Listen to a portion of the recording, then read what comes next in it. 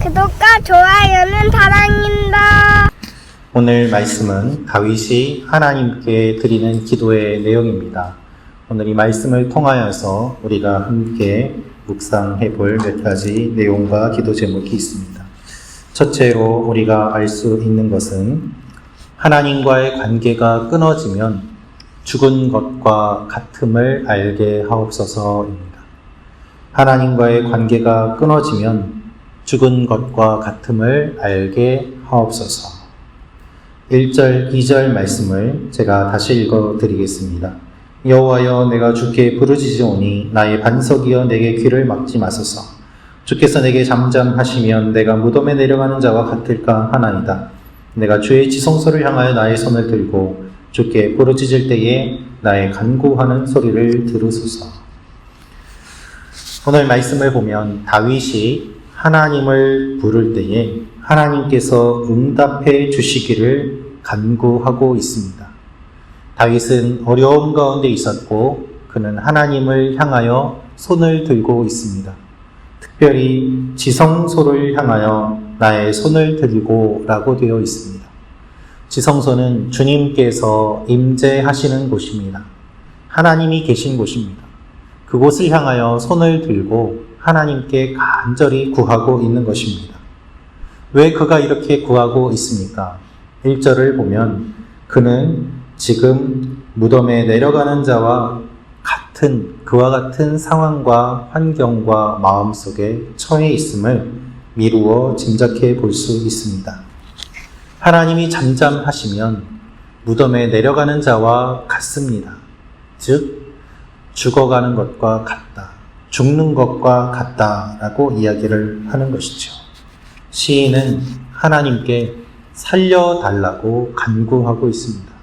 하나님, 내가 죽을 것 같습니다. 하나님을 향하여 손을 드오니 주님 나를 살려주소서. 이것이 오늘 다윗이 하나님께 기도하는 내용입니다. 여러분, 하나님께서 이 세상의 모든 것을 만드셨습니다. 그리고 마지막으로 사람을 만드실 때에 하나님께서 흙으로 사람을 빚으시고 그 코에 생기를 불어 넣어 주심으로 말미암아 사람이 생명이 되었습니다. 거꾸로 이야기하면 하나님의 호흡, 하나님의 영, 하나님의 바람이 사람에게 부어지지 않는다면 단순한 흙과 같은 존재임을 기억하라는 것입니다. 여러분, 하나님의 영이 계시지 않으면, 하나님의 임재를 경험하지 않으면 우리는 살아있지만 사실은 죽어있는 것과 같은 존재가 됩니다. 하나님을 떠나서 사는 사람을 살펴보십시오. 살아있는 것처럼 보이지만, 고상한 척하지만 사실은 동물과 별 다를 바 없는 삶을 사는 것이 인간의 모습 아니겠습니까?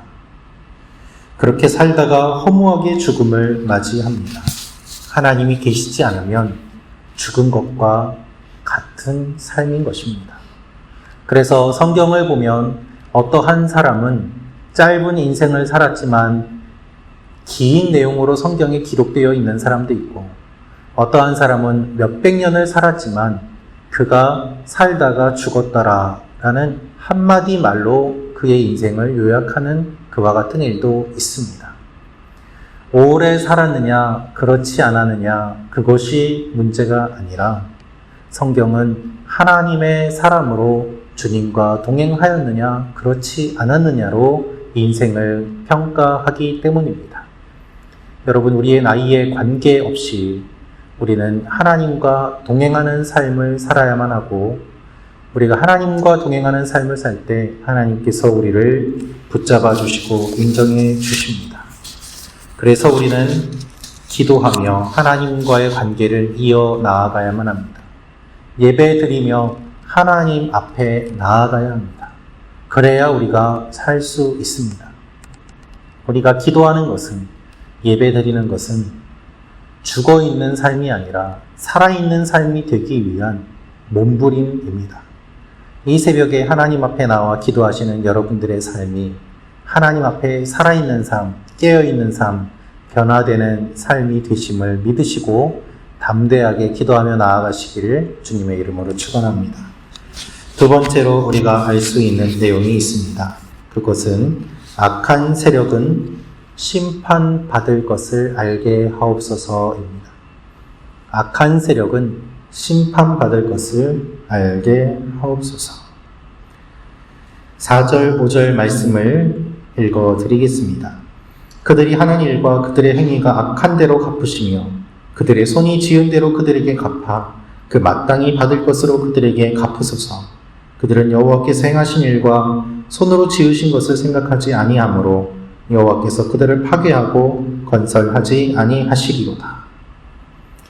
4절 말씀을 보면 갚으시며 갚아 갚으소서라고 갚다라는 말이 반복돼서 등장합니다. 다윗은 악한 세력들의 공격을 많이 받았습니다. 오랜 시간 동안 받았습니다. 사울은 10년 동안 다윗을 죽이려고 쫓아다녔습니다. 다윗은 많은 승리를 하였지만 그것은 거꾸로 생각하면 그만큼 많은 적들이 있었다라는 것을 의미하기도 합니다. 그렇게 많은 적들과 오랫동안 싸우면서 다윗은 한 가지를 깨달았습니다. 그것은 하나님께서 악한 세력들을 심판하신다는 것입니다. 다윗은 많은 승리를 경험하였습니다. 그런데 그가 승리한 것을 돌이켜보니 자기 자신이 능력이 있어서 내가 잘나서 승리한 것이 아니라 저들이 악한 세력이기 때문에 하나님께서 저들을 멸하시기 위해 나를 도구로 사용하셨구나 라는 것을 많이 깨달았습니다. 그래서 그가 내린 결론이 이것입니다. 하나님께서는 악인을 심판하시는구나. 나도 악인의 편에 선다면 하나님의 심판을 받을 수 있겠구나.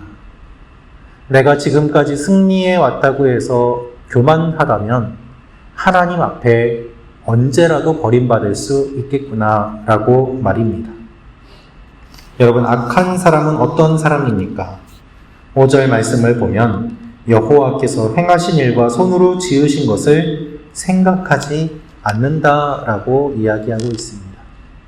하나님께서 이루신 일을 생각하지 않고 하나님께서 하시는 일을 바라보지 않고 그렇게 자기 중심적으로 사는 사람, 하나님과는 관계없는 사람, 그들이 악한 사람이라는 것입니다. 그들에게 심판이 속히 임하도록 다윗은 기도합니다. 여러분, 악한 세력들은 반드시 심판받습니다. 주님의 몸된 교회를 흔드는 사람들, 하나님의 백성들을 괴롭히는 우는 사자와 같은 존재들, 수많은 이단들과 교회를 욕보이는 일들, 여러분, 하나님께서는 악한 사람들을 반드시 심판하십니다. 그래서 우리는 의로운 삶을 살아야만 합니다.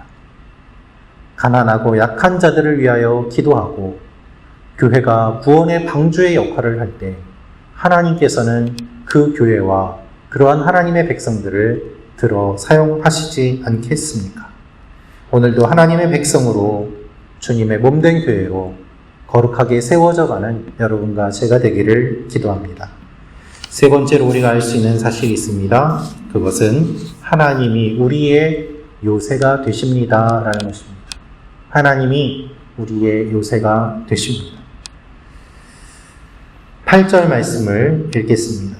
여호와는 그들의 힘이시요 그의 기름 부음 받은 자의 구원의 요새시로다. 전쟁에서 가장 필요한 것은 든든한 요새입니다. 요새가 있으면 적이 함부로 공격할 수 없습니다. 그래서 옛부터 튼튼하게 성을 쌓았고 성 주위에 적들이 오지 못하도록 여러 함정을 설치하기도 하였습니다. 우리의 신앙생활에서 우리는 요새가 필요합니다.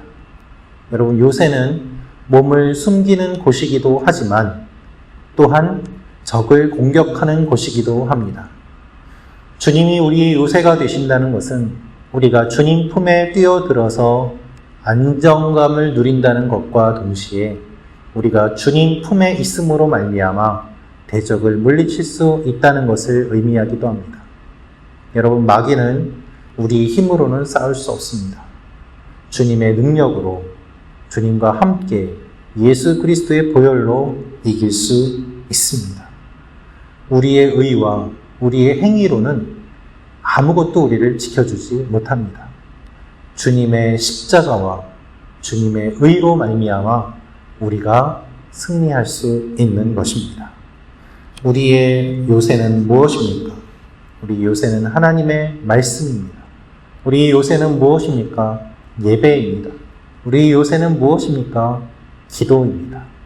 이 새벽에 하나님 앞에 기도하며 말씀을 사모하며 주님의 임재를 사모하시는 여러분들, 주님 품에 뛰어들고 모든 영적인 공격에서 승리하시는 일들이 일어나시기를 기도합니다. 다시 한번 요새 되신 하나님을 기억하며 나아가는 여러분과 제가 되기를 원합니다.